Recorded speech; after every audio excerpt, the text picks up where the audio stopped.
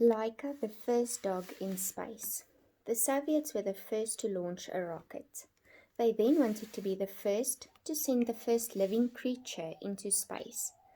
3 stray dogs were found: Albina, Mushka, and Laika.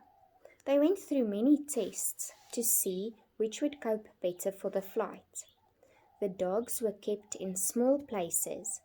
They had to listen to very loud noises and were made to wear a spacesuit.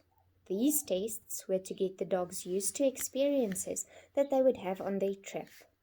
All 3 dogs did well, but it was Laika who was chosen to board the Russian spacecraft Sputnik 2.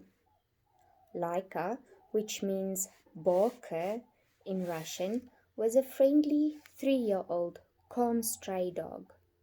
She was put in a tiny space capsule a few days before the rocket was launched.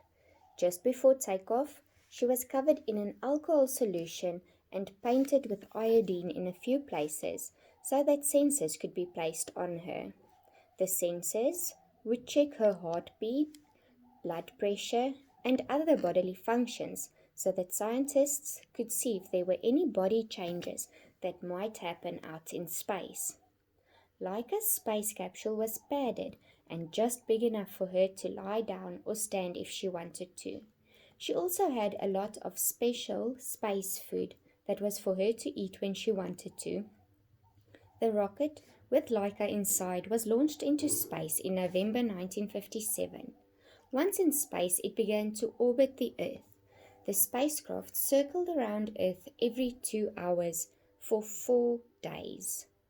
Unfortunately, the plan for the capsule to get back to Earth went wrong and Laika died out in space. Laika will always be remembered as a hero. Her trip into space proved that it was indeed possible for a living being to survive in space.